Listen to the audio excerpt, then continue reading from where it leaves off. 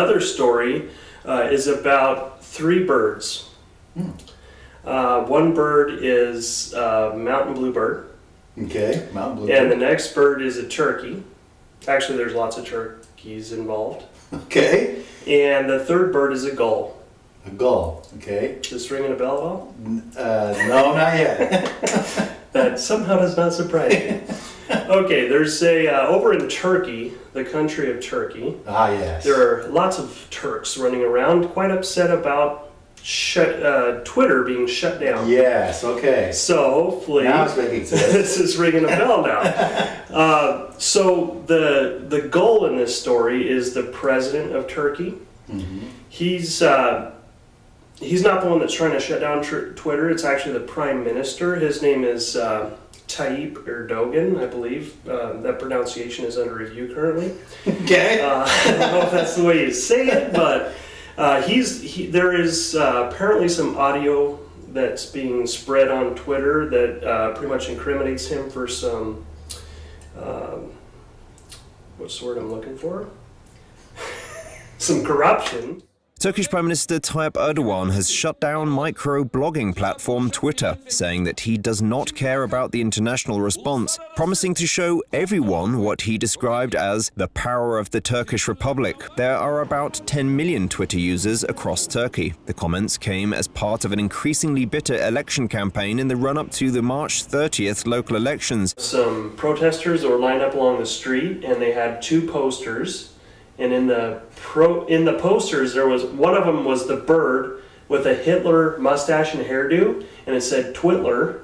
Okay. Which was pretty nice, pretty good deal. Okay. And then the other one had, I would assume, Mr. Erdogan in as a portrait with a bunch of birds flying over his head, and they were the mountain bluebird, the Twitter bird, and there was some type of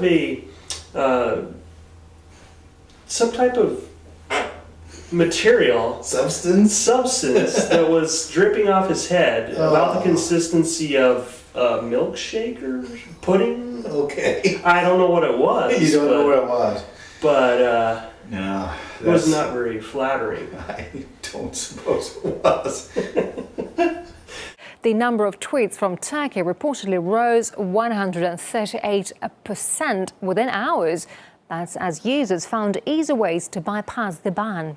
They then blasted the move with mocking pictures. Protesters say by attacking social sites, authorities are simply trying to sweep corruption scandals under the carpet. The people of Turkey are pretty upset, obviously, as any democratic country would be.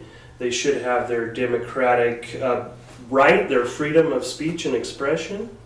And I don't blame them for being upset. They have found some ways of getting around this tightening down and blocking of Twitter by posting information under the hashtag Twitter is banned in Turkey or something like that. Oh, yeah. And they've also been spray painting DNS servers, addresses or numbers on buildings, so that they can find their way around.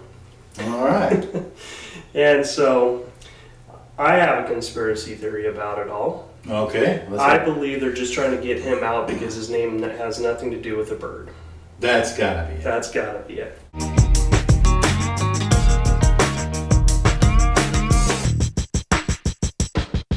A Wyoming man who had a dream, and his dream was to build and stock a pond on his property.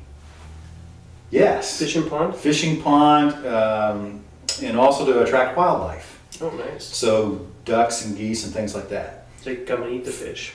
I suppose. And so. Oh, I see. He just wanted the ducks to come in. Yeah. Well, and it was a fairly large pond. Okay. Well, he and his wife spent, hours and hours in the evening time and on the weekends and other times that they had free, working on this pond. And finally it was all done, and then all of a sudden they get contacted by the EPA. This family built a pond on their property, and now the EPA wants to fine them $75,000 a day because it wasn't approved. The EPA claims Andrew Johnson violated the Clean Water Act by building a dam on a creek without a permit. he needs to remove it. But he says he's got all the proper state permits and won't pay a dime of the fine. His case is being fast-tracked to the U.S. Senate. Lawmakers now pressuring the EPA to figure out the facts before rushing to judgment. I think the case is ongoing, and hopefully it will be resolved in his favor. Because as far as I'm concerned, you should be able to do what you want to do on your property, especially if you're following the guidelines that are established. And you would think that the EPA would love this kind of thing. Yeah, you're producing wetland for birds to come in. Yeah. Instead of mitigating it and getting rid of it, like so often takes place when you're developing property, this guy was actually bringing in wildlife. Yeah. So they can't get their ducks in a row, can they?